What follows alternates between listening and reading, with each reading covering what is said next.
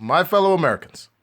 This is former President Barack Hussein Obama, and you're listening to the Mad Titan Podcast. Please be sure to support this young brother from Chicago, Jay Washington, because he's a funny bastard.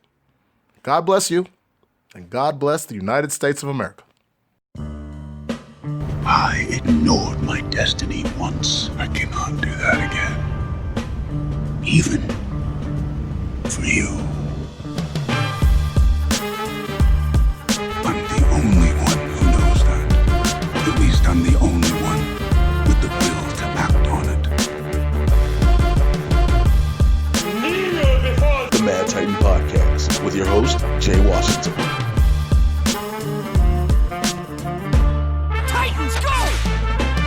What's happening, everybody? I'm back. It is episode 66 of the Mad Titan Podcast with me, resident supervillain, Mr. Jay Washington. My apologies for this being late, but if you follow me on social media, which you should be doing, I don't know what's wrong with your life. I was tired and hella sore. I've been beat up. My body's been abused. I've been feeling like meat, like tainted meat, like Bob from that season of The Walking Dead. I'm tainted meat. I've just been in pain. I've been working out a lot, though. I mean, I'm pushing myself. So my back was flared up and I couldn't do nothing. I didn't want to just sit in the chair. So I was like, fuck it, I'm here. But nonetheless, thank you to everybody who's been asking, everybody who checked in, everybody who was like, yo, take your time, get better. I appreciate all y'all. To everybody that's new to the podcast, for those who haven't heard it, if you found me somewhere and always promoting, like, what is this about? Well, I get you caught up on all the things that's happening in the Marvel and DC live action, the cinematic universes. It is barbershop talk for nerds, all right? So what that means is shit gonna get a little raw. It's gonna get a little weird. And we gonna have fun. So I'm gonna talk a lot of shit. Your ears are sensitive. That's on you, not on me. At first I thought I was gonna do this whole episode by myself, but I'm not doing the whole episode by myself because I found somebody that only got a little bit of time because he seems to be more busy than anything nowadays, and he's too busy for me to even barely do a show with me. He's my co-host on BLERDS N THE HOOD. He's an average black man who now has changed his name in StreamYards to 5W49, and I need him to explain this shit to me. Like, what is he, motor oil? It's the swaggy blerd, Mr. Winston A. Marshall. What up, bro? Hey, what's good, man? I mean, if you're trying to figure out what that is, it's related to Schmodown stuff. So Ace Cabrera, I'm sure you're familiar with him. Yeah. He is our representative in the Star Wars tournament, and they tried to count my boy out, man. They tried to treat him like, oh, he is the besmirched competitor of the Schmodown, and he has obliterated all of them. He took out Quevedo, who was a new guy. He took out Ken Knapsack, the former Schmodown Star Wars champion. He took out Laura Kelly, the favorite to win the whole thing. Now everybody wants to be on his dick. And I'm like, look, if you weren't supporting Ace at the start, get your ass the fuck on. When he's champion, then you can bow to the king. But before that, fuck y'all. Okay. I'm with you with that. So 5W49 in the spirit of, you know, how droids are typically named like some four-letter combination. If you look at the letters, it spells out swag. That's an S, W, an A, and then a G. I hate everything about this. For a while, my handle didn't change, but my name changed to I am 5W49 Human Swagger Relations. Like, they love that shit, bro. Oh man. Yeah. Okay, that's hella dope, hella nerdy, and I'm here for it, even though I'm in pain. You're part of the reason I'm in pain. I want you to know this. It's my fault. I told you I was doing it, and I was like, "Would you like to use it?" Hell yes! Like that was your. Well, that was because the gyms wasn't open, and I was trying to find something new to do, and then I started doing them, and then I'm like, cool. And then I started getting addicted to them. I'm like, fuck, I got to do these. And now I'm sitting there doing these and going to the gym regularly and about to do yoga. What are you calling these? You need to tell them what these are. Focus T25 workouts, man. Them Sean T's where I cuss his ass out every week. Every day. Not even every week. The funny thing that I'm realizing too, it is 1,000% about how much you put into it. So like yesterday, for example, when I was doing it, like I was going and it was hard, but I also realized I wasn't pushing myself to the point of like kill me. And I realized, oh, if I really, really push myself, that's exactly how you get those results. And he keeps saying it doesn't matter about if you're actually listening to him. And you have to do meth before you do it because you need all no, not anymore. We're retired from that. The quick story on that, because folks are probably like, what the fuck are they talking about? I was taking a pre-workout called Broken Arrow. And whenever I did that shit, I literally felt like Superman. And then all of a sudden, I stopped taking pre-workout for a while, just to I like to cycle on and off so my body doesn't get used to it. / my heart was starting to feel a little bit weird. And so I went to go back and find it. I was like, I can't find this shit anywhere. So I went to a GNC, which I normally don't do. And I was like, hey, I've been trying to find this pre-workout I had before. It's broken earlier. Oh yeah, that has meth in it. I said, excuse me? And so apparently the original, the prelim pre-workouts out in the world were essentially a what's it called? A compound or two short of meth. And then the FDA found that shit and said, fuck y'all, you're not going to give methamphetamine to people, and that became banned. Well, this particular company that made Broken Arrow, which that should have tipped me off already. It was called Broken fucking Arrow. Yeah. But they had essentially done the same thing. They just changed a different end of the formula to -1 compound short of meth. And so it technically flew under the FDA's radar until they said, bitch, we already said no to this. So they tried to change it. They changed it so that it was still missing a compound that was short of meth, but it was on a different end of the compound, essentially. So, like, when I would take it, and then, like, I would go and play dodgeball, and I'm, like, playing, and, like, now I'm upset because now I'm like, am I not as good as all those people I was playing? Like, I'd be out here obliterating some of the best players in the world where they weren't expecting me to be able to move that quickly or anything else like that. I'd be like, come on, let's go. Like, I was just like ready. And now I'm realizing that apparently I had, performance drugs in my system. So let's get on into it, man, since I know you ain't got that much time.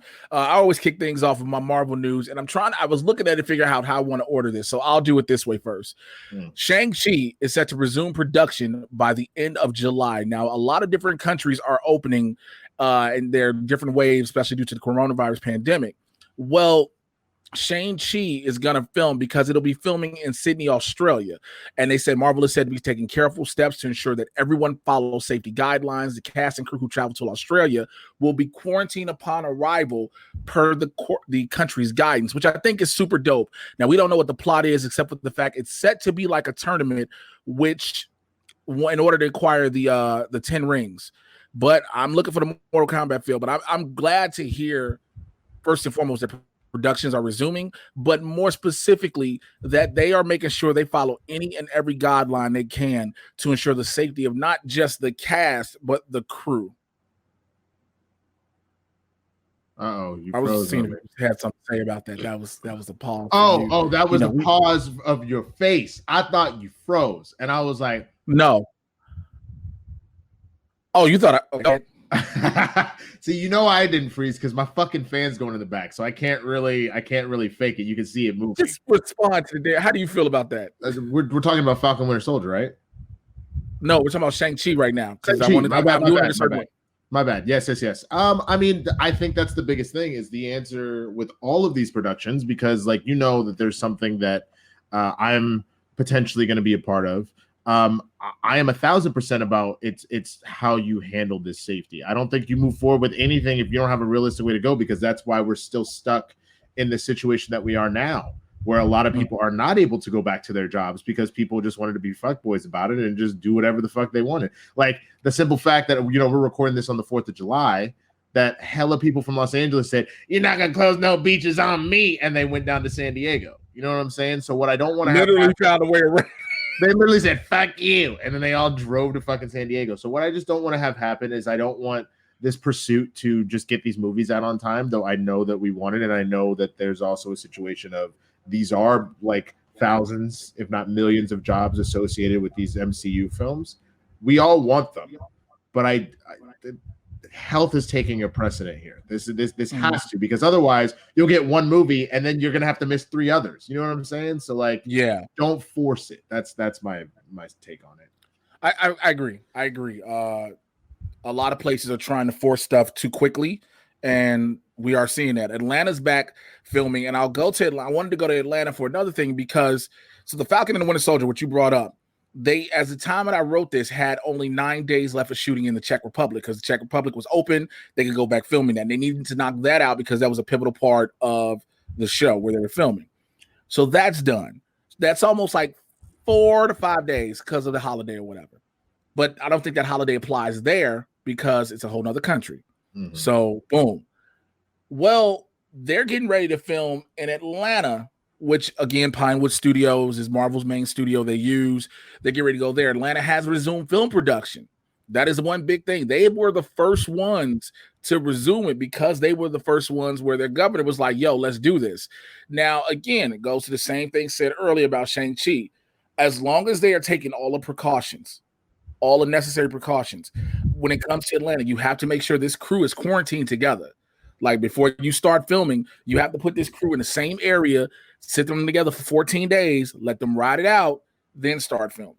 So, I mean, I think if you do those plans, because they're doing that in Canada as well, in Vancouver, to shoot the CW shows. So I think that plan works, where you quarantine everybody first instead of just bringing them in, they sit out for a day, and then you go to work. You get what I'm saying? Well, and that's the thing I think that you have to stick by is the fact that you just have a situation where people need to put that kind of timing into their production. Add the 2 weeks into your production. I know that gets a little more expensive, but figure that shit out, because you would much rather do that and make sure you can finish than anything else. You know what I'm saying? Because that's even why the NBA right now looks like it actually may not happen. You know what I'm saying? Because like they decided to do it in Florida. Florida is a hotbed, and they didn't really plan all this shit out quite as well as we would hope. You know? So. Yeah, that's true. I mean, well, also it also goes not just the town you're doing it in, it goes on to the participants of whatever it is. You know, we talked about that on Blurs. People have to take it seriously, and not just the players, the staff, the coaches, the execs. All these people have to take it serious on every single level. Yep. So when you have that one kink in the armor, in a sense, it messes things up. Yeah, it messes things up quickly. I think you just have to threaten. I know this sounds weird to say this. You just have to threaten people. So you have to be I agree. You have to be like, if you fuck this up, good luck working with us again. And it all depends, because it's a situation of you set up the protocol. So the production goes, you're only allowed to go to these places or whatever. You know what I'm saying? Barring an emergency. Mm-hmm. We find out that your ass was, out playing basketball at night, in a park nearby. And then we find out your ass got COVID in this production. You're done with Disney for life. You know what I'm saying? I see. But here's the problem with what you just said. If you're going to the park at night, you got to be like, okay, if you're at the park by yourself shooting jumpers, that's nothing. But the point is, you're going to an unauthorized place. Let the production decide what are the places that they know that they have taken extra precautions, and they know that nobody involved has COVID. I know it's impossible to fully lock shit out, but you just have to essentially put people in a tracking type situation. It's like, where are you going? If something happens, if like they say this Wendy's is okay for everybody to go get lunch at, and then something just happens with the Wendy's, then you don't blame anybody. But if I set the standard, these are the 10 places you're allowed to go, so we can try and keep everybody safe on the production and not have to shut down, and you go outside those parameters, then I think that's when the ban hammer comes down. You know what I mean? I got you. Yeah, I got you. Because now you're costing me millions. It's not a, and by me I mean the company that's producing. No, I know what you mean. Yeah, I know exactly what you mean by that. Yeah. So, but speaking of Falcon and the Winter Soldier, Anthony Mackie. So Anthony Mackie recently on Variety's Actors on Actors, he gave his opinion about his experiences, and he said, quote, "It really bothered me that I've done 7 Marvel movies where every producer, every director, every stunt person, every costume designer, every PA, every single person has been white."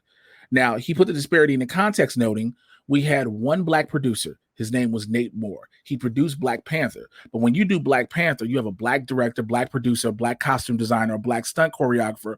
And I'm like, that's more racist than anything else. Because if you can only hire black people for the black movie, are you saying they're not good enough when you have a mostly white cast? Now, hearing that, and Tessa Thompson just recently said that Phase 4 is going to focus more on diversity. We were talking a little bit about this before we recorded. Now hearing his full context of what he said, how do you feel? Now that I've heard the full context, I don't feel as strongly as I was saying before. I thought he was anti having all black productions, and by hearing that, you know that my initial comment was he's acting like a smart dumb nigga right now. Mm-hmm. But now that I've heard it within that context, because I knew he was talking out against how there hasn't been diversity in these casts or in these crews. I mean, in the cast too, like, let's be real, there's been what? Falcon, War Machine, Zoe Nick Saldana, Fury. Nick Fury, Gamora, Mantis. Lashana Lynch. Who does she play? She was Maria Rambeau. Maria Rambeau. Tessa Thompson herself. And that's about it, right? The cast of Black Panther. You got a couple smaller roles throughout. So you have like, obviously you have all of the cast of Black Panther, but we're not counting that because we already said that was the blackity black because I'm black, y'all, and I'm black, y'all, blackity black, and I'm black, y'all. But then like you could think like Ant-Man, like his crew is diverse. Right. Like, you know, Pena and T.I. and I don't remember the actor that plays the Russian dude. David Dasmalchian. Right. So you do get sprinklings throughout. I mean, Sitwell obviously was of some ethnicity, I believe, black. Yeah, Maximilian Hernandez. Okay. But yes, there is this thing that you more just kind of have it in there to like have it than actually trying to push a more diverse type scenario. So it doesn't surprise me a lot of that crew. Like that's the thing. You think it's bad in front of the camera, it's a lot worse behind.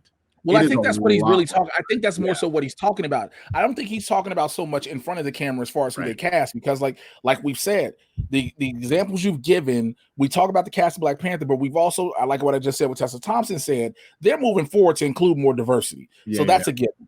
But it is the behind the scenes part, and I do agree with him on that. You know, for a company that's been saying you touting diversity behind the camera because people don't see it, you don't have to. Well, do you want a sort of exclusive right now for your podcast about something that's happening? There is a push from Disney, and I don't know if Mackie's comments are what did it. I've heard a number of friends of color who have been getting invitations by Disney to apply for all sorts of jobs, grips, ADs, cinematographers, etc. They put a large call out to try and change that. Well, yeah, like I said, Disney has changed, so they're changing it, and so now. You know, because I said before, if you're this company touting diversity and you don't have it, but the good thing is they did it. And like you said, it's a behind the scenes thing because it's not this big, grandiose, look what we doing push. It's not this, look how we fucking doing diversity. It's like, no, tell your people to tell your people, these are the people, this is where we're doing it. Because I think the problem is also people aren't happy one way or another. Let's just call that for what it is. People are going to complain no matter what. Some people be like, so why they got to do it in secret? And then some people are like, well, why they have to do it out loud? It's like, you got to pick which one you want to be mad at. Well, I'm also curious how you feel about this, though, because I'm surprised that you didn't see the resurgence of these. Like, I'm sure you heard the story, a couple weeks ago about somebody just put a comment on a editor's Facebook group about, hey, I'm trying to connect black editors. If you know any black editors, hit me up. And how the white editors had a real big backlash. Male editors were like, how fucking dare you reverse racism and you just motherfuck. So I'm curious because so far, and maybe I'm just not looking hard enough because there's a lot going on right now, but so far I haven't heard from these same white editors being like, how dare you go try and hire all black or Latino or whatever crews. You know what I'm saying? But that backlash is coming. All of them had to have their asses shut down because the fact that when they did that, a lot of these were high profile editors too. Yeah. And so again, social media has been doing its business. You know what I'm saying? They've been doing their due diligence. And so when all of them came out talking that shit, especially in the midst of everything that was going on, because this was at the peak. This was at the peak. Yeah. So a lot of these editors either A, lost their jobs, B, lost a lot of their contracts, or C, had to learn this is why you wrong. And let me put you in your place real quick. Because of course, everybody's not losing their job for saying it. That you have to have this correction, this training, if you will. And that's what's happening in that situation. But again, that just ties into like what we were talking about with Marvel. If they're doing that, even DC is starting to do. DC has been having diversity throughout the company for a long time. I mean, hell, Walter Hamada is the head of DC Film. That's one of our, that speaks volumes. So I mean, I agree. I agree, and I'm happy that they are changing it. Now let's go over to DC. Speaking of which, I got two stories I want to talk about real quick. before I get into the main thing, the Zatanna movie is moving forward. Oh. And this is something people have been wanting to have happen for a while. And I really credit this more so to Justice League Dark Apocalypse War because of the way we saw her relationship with Constantine. I think not that just people want that relationship, but that helped further the momentum. Like there'd always been talk of a Zatanna movie, but that helped further it. Wouldn't you agree? I agree. And I mean, the simple fact that like you had a lot of success with Doctor Strange, there's no reason you can't have a polar opposite. I don't personally find Dr. Fate as interesting as a character. I understand that him and Doctor Strange are kind of on par with their magical ability. Dr. Fate probably a little. I actually don't know if Dr. Fate is stronger or not. Arguably because he's supposed to be a god, technically a god of order. But also Doctor Strange is the Sorcerer Supreme, and I know we're talking mixed universes here, but they're supposed to be their equivalents, right? But there is more humanity to Strange since Fate is a blend of what Kent Nelson or whoever's wearing the helmet, and then Naboo. But Zatanna is more interesting just because like she is like a sorceress herself, but like also moonlights as a stage magician. But then also has had relationships with Constantine, with Batman, with like all sorts of different characters. So there's a little more humanity to her. So I think that this could be a very interesting story. And I'm also always for more diversity as far as the movies we're looking at. You're now talking about another female-led film. And we've seen when done right how amazing they were. I mean, Wonder Woman is still talked about as one of the best superhero films that's come out. And you know what I'm saying? So I'm very excited for this. I am too for that. Also, speaking of movies that are in the works, there is talk now of a Batman Beyond live action movie. There's rumors that's making the rounds. And it's rumors now?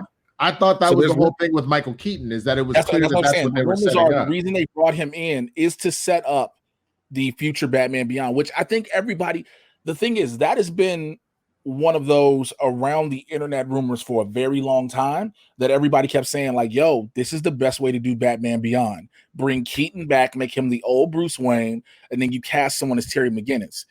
And the announcement that he will be part of Flashpoint or The Flash, whatever it's going to be called, I think the only issue is a lot of people, we keep hearing he'll be a part of it, right?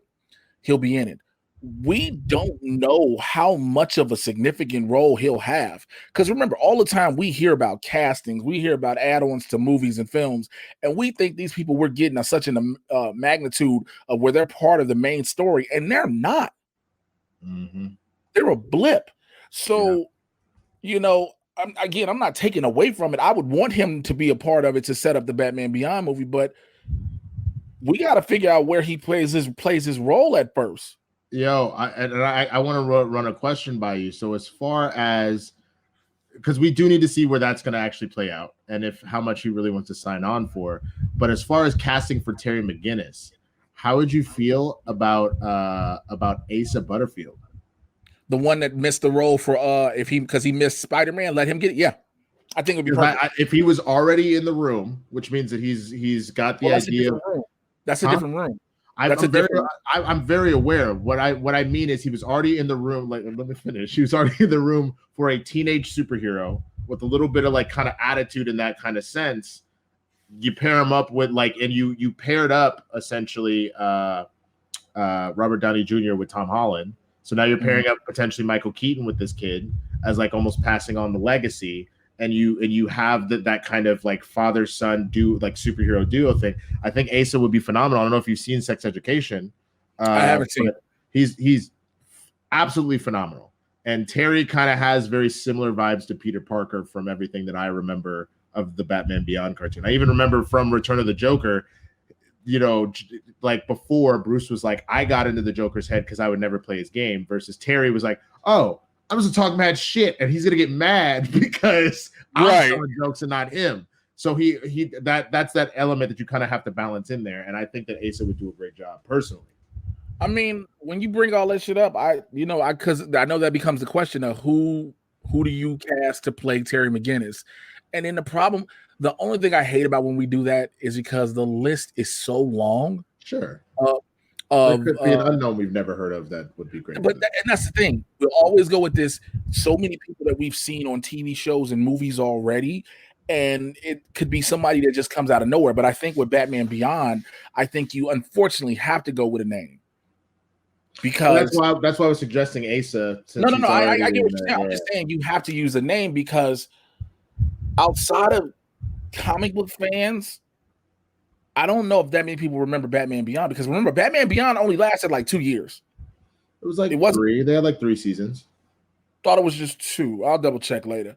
But I can do it real fast. Go ahead, keep talking. Yeah, but I think I agree though. Like what I'm saying is if you're not a fan, if you didn't really remember it, because there are some people who remember certain things that were small in the past 3 seasons. Okay, cool. 3 seasons, but then remember they also had a number of cameos in Justice League.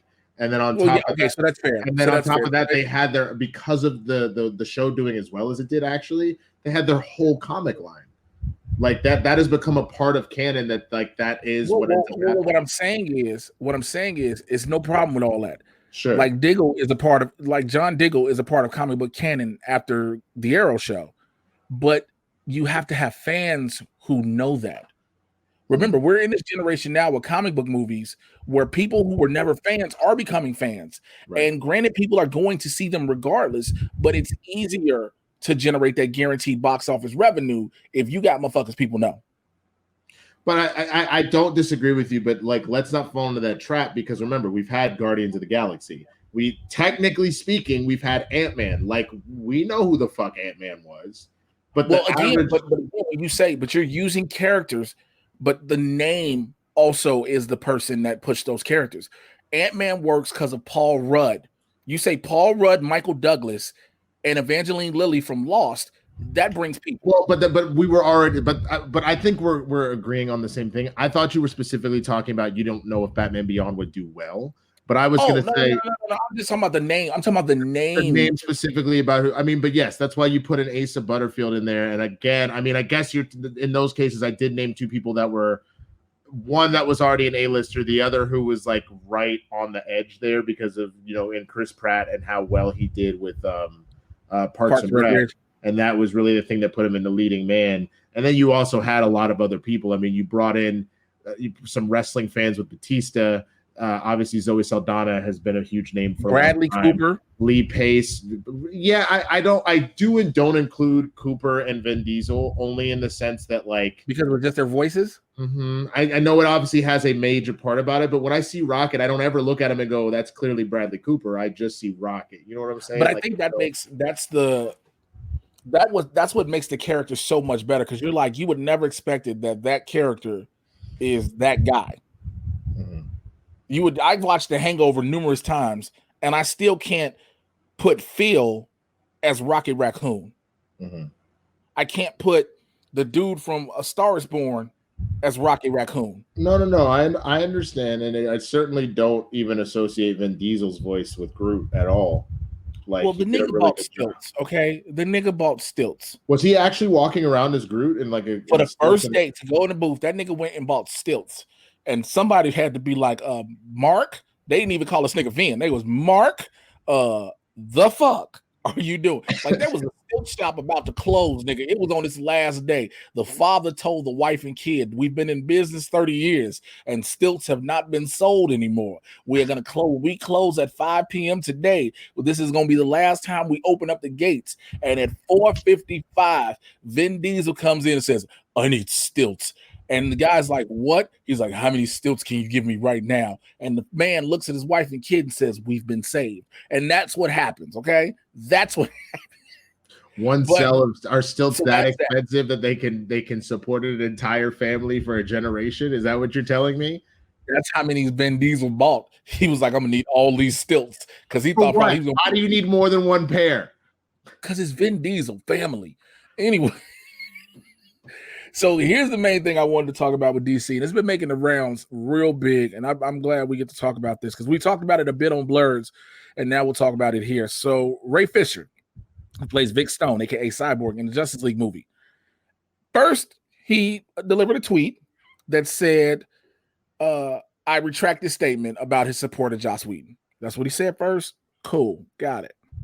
Then tweeted again about a lot of unprofessional on-set behavior by Whedon, and he was encouraged by Chris Berg and Jeff Johns. Now, this has sparked a lot of conversation, if you will. I won't even say conversation, because there are many who have been like, good, I'm glad you're speaking out, especially in this day and age. We need to talk and address toxicity in different cultures, because Whedon has had this record. People bring up the situation with an actress on Buffy that he supposedly killed off because she was pregnant, when they were like, no, he didn't kill her off. He wrote her off because she was pregnant. When she came back, they didn't have a need for the character, so they gave her a respectable death. That is what's being said about that. But there's also been things that's been said outside of that about Whedon. But again, going back to Ray Fisher being able to speak out about this. And a lot of people are like, well, you know, you had your character cut. You had your movie idea thrown away, which I don't think that falls on Joss Whedon. That's one thing I don't think falls on Whedon. The lack of Cyborg. I think that's part of the reason why I kind of have been back and forth about this. I when I first heard it, just off of when it felt like it was just like, fuck your movie, that's kind of why I think I was so like, man, you're shooting your career in the foot type shit. You know what I'm saying? Like, that just doesn't feel the same as like when Boyega was like, the way that this shit has played out has been ridiculous. If he's really, but now seeing that he's getting at Whedon genuinely was a bad dude for these reasons, if that's the angle he's coming from, I can't do anything but support him if there's this truth behind this. If this genuinely happened, then I support, yes, call it out. You know what I'm saying? Because I just read today that there's rumors that he was Whedon was on set actually trashing Snyder's work, like talking shit about it. So there's a rumor that Joss Whedon was he openly trashed it. So let me pull up what I had. But that's what I'm asking you. As far as openly trash, you mean like talking shit about it, right? Yeah. So this is what happened on Fat Man Beyond. This is with Kevin Smith and my buddy Mark Bernardin. You know Mark. So Kevin Smith shared some rumors relating to what Cyborg actor Ray Fisher described as Joss Whedon's gross, abusive, and unprofessional behavior on set. He said that he spoke to some of the visual effects artists while visiting the set of Star Wars Story, who had worked on both cuts of Justice League. Smith says that he was told that Whedon frequently and very publicly trashed Zack Snyder's movie. He noted that Whedon would, quote, cut down, dismiss, and be negative about Zack's version of the movie that he has seen, and all of the special effects team had made together. They all were working together. Now, this was said to have left a lot of discomfort on the set with the cast, the crew, and could explain what Fisher was referring to. Whoo! Now, I mean, that's unprofessional as fuck. He's making it seem, though, like Whedon's out here like grabbing titties and like trying to coerce people and saying nigga. That's so I kind of have mixed feelings about this again. Now, like, I genuinely don't know if I have an opinion on this anymore, because I don't really know if he's right or wrong in this case. Like, I'm just kind of like, bruh, like, you know, not even bruh, but like, bruh. A lot of people are like, well, you're talking shit about a movie that the visual effects team already worked on, so you're trashing they work too. I get that part, but also every director is not gonna enjoy the same project that every director does. It is what it is, and I think people forget that we are human. And people like, well, it's all about professionalism. Again, anybody that's artsy, anybody that has an artistic mind and eye, are very vocal about what they do like and what they don't like. They will, no matter what. So I know a lot of people listening probably like, what you talking about? They do. It's just what it is. I would also love to know, like, give me some examples. So is he out in these streets being like, look at this CGI? Anybody that had anything to do with this is a piece of shit, and their work is trash, and they're trash, and fuck you, and fuck your mama, and fuck your baby, and fuck your wife, and fuck your husband, whatever you roll with. Fuck everything about you, everywhere you learn from, everybody you learn from, everyone you learned from, every institution you attended. Fuck your choice of car, fuck your choice of sports team, fuck the clothes you wore, the horse you rode in on, and everything about you. That's one thing. Then that's grossly inappropriate, and fuck Joss Whedon for that. But that's just hurtful. That's what I'm saying. Because then you get. But if it's just like, yo, this is trash, I don't like this. Okay, like what would I would prefer a little bit better constructive criticism, but like, you know what I'm saying? Like, I don't. That's what I'm trying to figure out here. And I think that's my problem. Without concrete evidence of what we're specifically talking about, the way he alluded to it in that second tweet made it sound like, again, he is like me tooing in a situation. He is doing the exact opposite of a Black Lives Matter situation. You know what I'm saying? It sounds like he's actually an offender. Actor do a scene. It sounds because this is what I picture his on-set behavior when the actor does a scene that Whedon has already given direction. They roll. They film the scene. He cuts it. He goes, "You stupid motherfuckers! This is not what I want." That's what I'm picturing. The way you know what I'm saying. The way I'm hearing this. Because again, visual effects is one thing, but again, on set, like with the cast and crew, I'm assuming you're going at actors dead in their face and talking shit to them and telling them you ain't shit. You doing it wrong. Why don't you do it better? We trying to do this. This ain't what we doing anymore. Like I would need to know that because, like you said, it doesn't sound from hearing this that he was just this tyrant. And again, I think the other thing about it too is it also depends on how all of this was playing out. Is this purely coming from a standpoint of like his role being reduced? In which case I would be pissed, and understandably so. But like that's one thing. Is it that he was an actual tyrant on set and he was a bad dude? That's another thing. Like, you know what I'm saying? I just genuinely wish I knew where this was all moving. You know what I'm saying? What purely we're talking about here. Because there's also something to be said. And we, as Black men in the industry, we've had this happen to us before, where we have had our situations get severely reduced by somebody, and whether or not they mean for it to, it does build into the systemic part of things. You know what I'm saying? Where it's just like, so like one of the movies I'm in, I had that happen. One of the movies I'm in, I auditioned for the role of one of the main antagonists when the main character goes to prison. Now, the only thing was, Eric was initially set to be a white dude because I everything I read in the description and the tattoos, I was like, it was a white dude.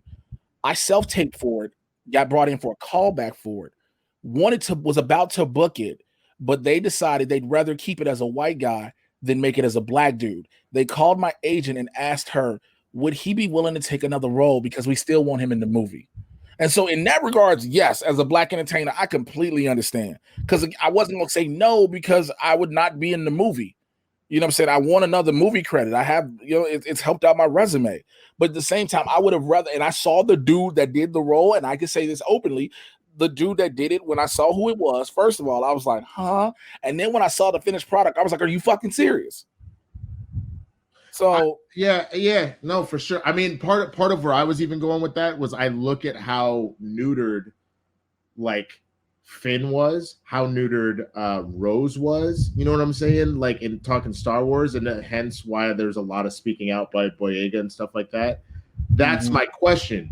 Is this coming from it's from that element, and we're just not acknowledging the character and stuff like that? Is it from an element of just like we didn't genuinely get along? Is it because Whedon is genuinely an asshole? Like where is this coming from? That's what I'm trying to sort out for myself before I try and form an opinion, just because again, what was originally alluded to was the fact that he was genuinely problematic as a person, this director. That's what I'm trying to figure out. You know what I'm saying?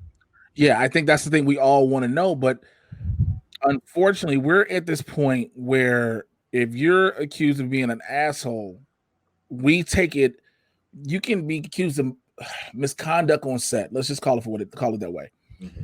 And now misconduct has been taken to have this array of a definition now, where we can't tell if it's a sexual misconduct, it's a physical misconduct, a misconduct, or just you being an asshole. You get what I'm saying? So I agree with you on that part. Like, we don't know. And unfortunately, we'll never know, because even when Ray Fisher said that Jeff Johns and John Berg, they perpetuated, they allowed it. And so Berg has denied it. Like, nah, what you talking about? Jeff Johns ain't said shit, because at the end of the day, Jeff Johns is a comic book writer. He is executive producer of several shows, Stargirl being one of them. He's going to be good. And I understand people like, well, we need accountability, which we do. But it's hard to say in this situation who's right and who's wrong, for lack of better words. Has he spoken out anywhere other than Twitter is my question, because I would love to go and read more about this. I haven't seen anything more than tweets, and that's what everybody's quoting. That's what every news site is quoting. They're doing tweets. It just feels very subtweety. You know what I'm saying? So like I'm looking at the fact the last thing he said on it was July 1st, and him saying Joss Whedon's on-set treatment of cast crew of Justice League was gross, abusive, unprofessional, completely unacceptable. He was enabled in many ways by Jeff Johns and John Berg. Accountability greater than entertainment. So that's what I'm saying. What does that mean? In what way was he abusive or unprofessional, etc.? Like, let me hear that. You know what I'm saying? Like, let me know what you're talking about, because that is so broad. That is so vague. It's broad. Vague. Exactly. It's vague and broad, and that's part of the problem. I don't know what side to take on it if I don't know what the fuck you're talking about. That's my issue, especially because, and I would never immediately go there. One of the things that pisses me off more than anything is when you have somebody from a marginalized group that will use a situation to try and gain sympathy or stuff like that. You know what I'm saying? So like one of the stories that pissed me off more than anything, there was a woman a black woman who was drunk as shit and was pulled over for a DUI and subsequently was going to have to go to trial and all that kind of stuff for it. She claimed that the officer, this young white officer, raped her during that whole thing. Was screaming like Black Lives Matter, this, me too, that he raped her. Well, come the show when the body cam and dash cam footage comes out and they were able to verify it was not edited. He was the most professional officer you've ever seen in your life, and this woman was just hella drunk and just used that to try and beat her case and get any sort of freedom. And you never heard anything about it again later. That shit pissed me off more than anything, because I'm like, you are literally making it then more difficult for other people that have that actually do get raped by cops, that black people that are getting abused and killed by cops, to people pay attention and listen to them. So what I'm saying is, if you're gonna do this and shit is legitimately happening, I got your back. Like I'm for that shit. But let me know what I'm riding for. I'm not just gonna ride to die on some shit that I don't know what the fuck is going on. You know what I'm saying? That's my concern. Either do it or don't do it. Just and maybe that's the thing. Maybe we're jumping the gun. It's a holiday weekend. Maybe he plans on coming out and saying what the fuck's going on. But at least how it sits right now, I literally have nothing to go off of. I have nothing but tweets, and vague tweets at that. I agree, man. So we got to see with that. As far as Stargirl goes, this episode's amazing. Check out my review on my YouTube channel, Doom Patrol.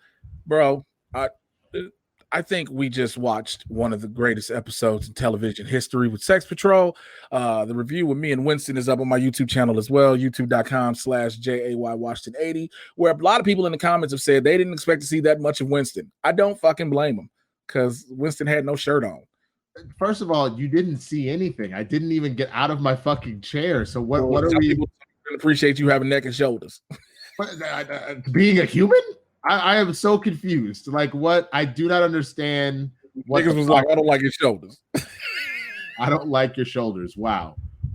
Yeah, so we're just going to ignore Jay's massive traps. Now I'm looking at it. Now that you brought it up, you looking at the camera?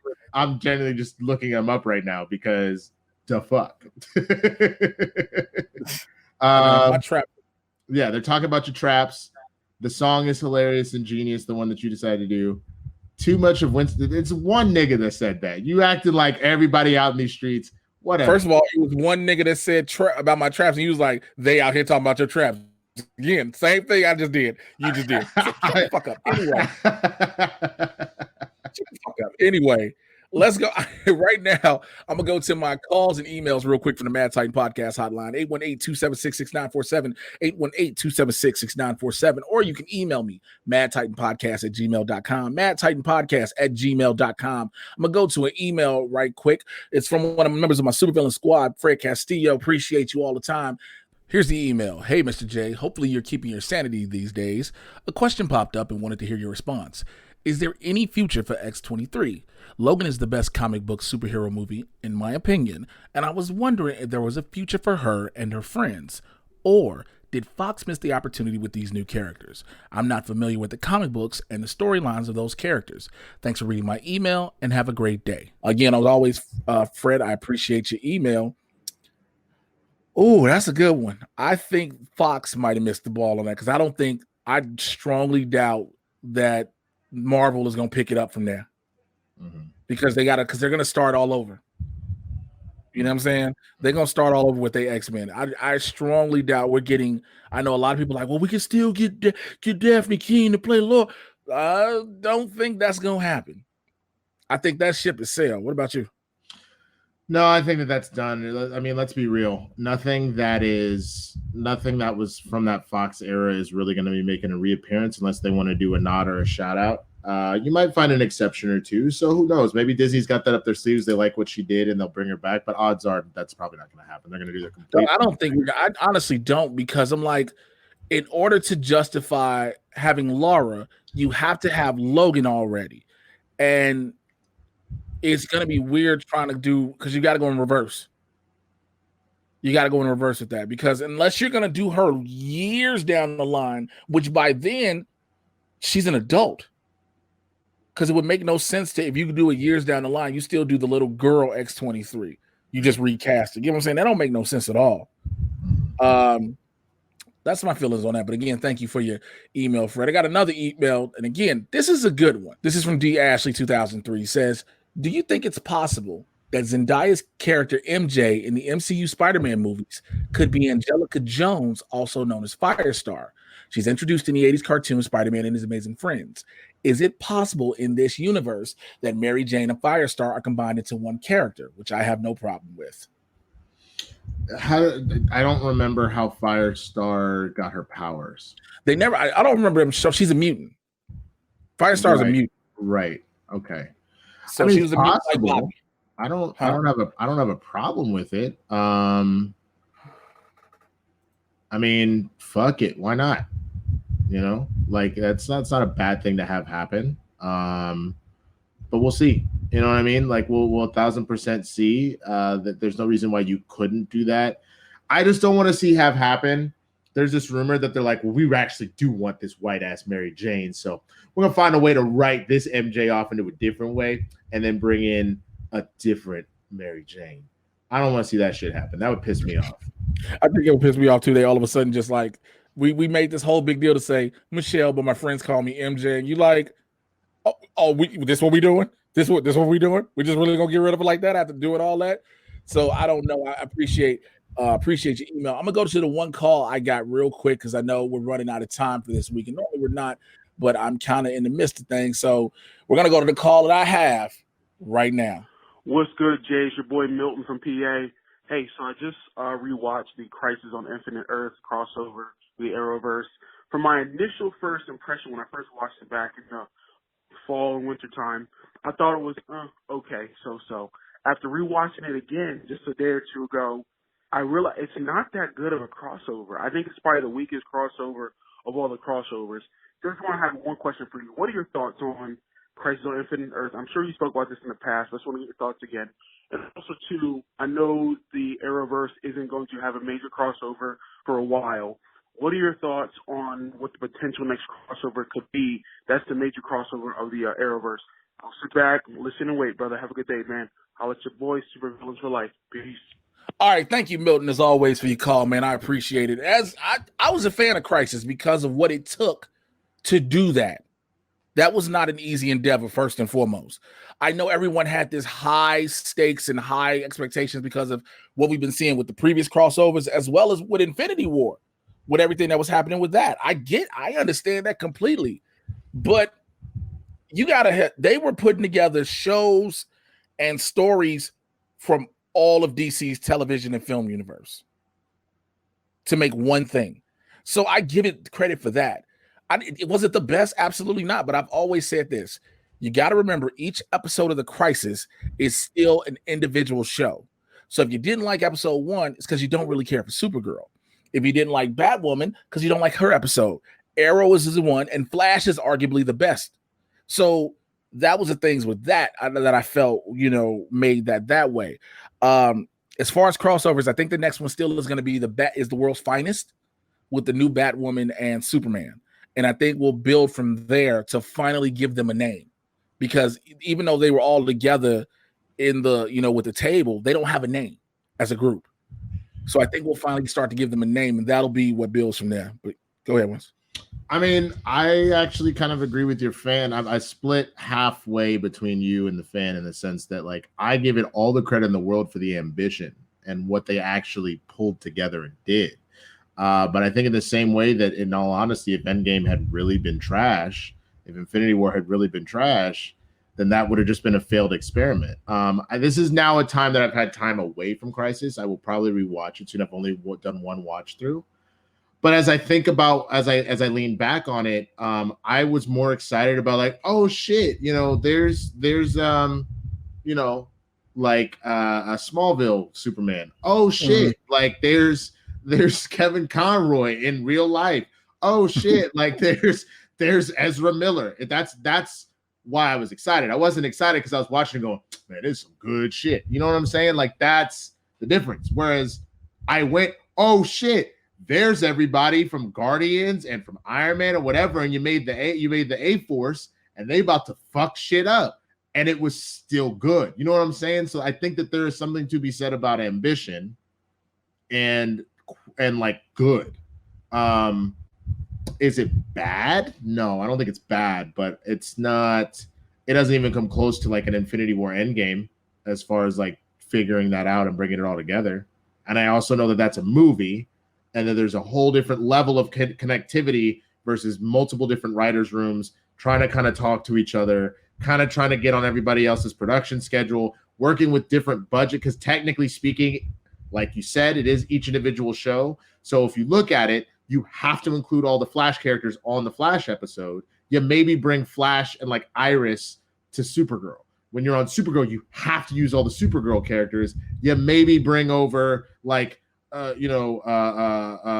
can I not remember Green Arrow's name all of a sudden? What the fuck? You could have just said Oliver Queen. Well, he died in the first episode. So. Well, but he was still around. Remember, he kept making appearances throughout the whole thing. So that you maybe bring Oliver Queen and Diggle. You know what I'm saying? So, like, I do understand that there are limitations because you're dealing with shows, budgets, et cetera, et cetera. So there is something to be said about that. But I could acknowledge, like, that's the thing. And I think that that's also why this idea of maybe doing Flashpoint is so huge in the movie world, because that means you can still dig back, say, here's our budget with one universal thought. Let's try this again with, here's Michael Keaton. Here's Stephen Amell. Here's what, you know what I'm saying? Let me piggyback on that thought real quick, because the only issue I have with that is we technically should have had this movie already before Crisis. Which movie? The Flash. I mean, yes. I think like now is a chance to say, all right, well, now we can get it better. We can get it right, per se. I mean, I guess so. I mean, it's an interesting discussion. Again, was it a failure? No, I would never say that. I think that it was incredibly well done. As far as television goes, I can't think of a bigger television successfully done crossover like that. Because I would even make the argument that if you want to include some of the animated crossovers that you've seen before, that's not a fair assessment, because animation works so different than live action. You're talking about people's schedules, how all that shit. You know what I'm saying? That's going to be completely different. And you also are in a different sphere if you're going to say, well, what about when Disney does that shit where like The Sweet Life of Zach and Cody and That's So Raven and all that shit? Again, Disney in its own little umbrella, they're all in the same studio lot. That's a lot easier to tweak and work out versus even though you're technically in the Arrowverse and you're technically all in the CW or whatever else, you're not only pulling from shows in the past from different networks and all that other shit. Big budget ass shows like that run so differently than like. Also, you pull people up to another country because that's a lot of them are up there because they all shoot in Vancouver, so they're already there. But if you're talking about all the extra random people, the Kevin Conroys and stuff like that, then yes, you're right. You are having Black Lightning and the Black Lightning and just Black Lightning. Luckily, they didn't bring the whole cast. Atlanta. That's right. They only brought Pierce. Chris. Yeah. Chris, Black Lightning. It was like we only bringing the main nigga. We the rest of y'all up here. But thank you for that call, man, and that question, Milton. We'll actually probably get more deep into that on the Patreon of Supervillain Squad, man. But that's it for this week's edition of the Mad Titan Podcast. Thank you, everybody who's been listening. To my bro, my friend, my main man, 50 grand, Winston A. Marshall, man. Tell people how they can find you. At the Swaggy Blerd, TheSwaggyBlerd. That's on all the socials. I'm on Game Time on Mondays with this gentleman and John Roca over on the Outlaw Nation. On Tuesdays, we do Blerds in the Hood. On Wednesdays, I have a show called Positive Black People News. You can find that at youtube.com/PBP News. On Thursdays, you can find me at twitch.tv/TheSwaggyBlerd. I do a show called Swag Back Thursdays. We play a throwback game, and I create a playlist for you. I craft a playlist from all the rap, the R&B, and hip-hop that came out that year. Like the best stuff for you to kind of take home and jam to, which is pretty dope. People have told me they love working out or making love to that shit. So there you go. Wait, first of all, I want you to realize the spectrum you went on that. People love working out or fucking. Like it just went to a wing.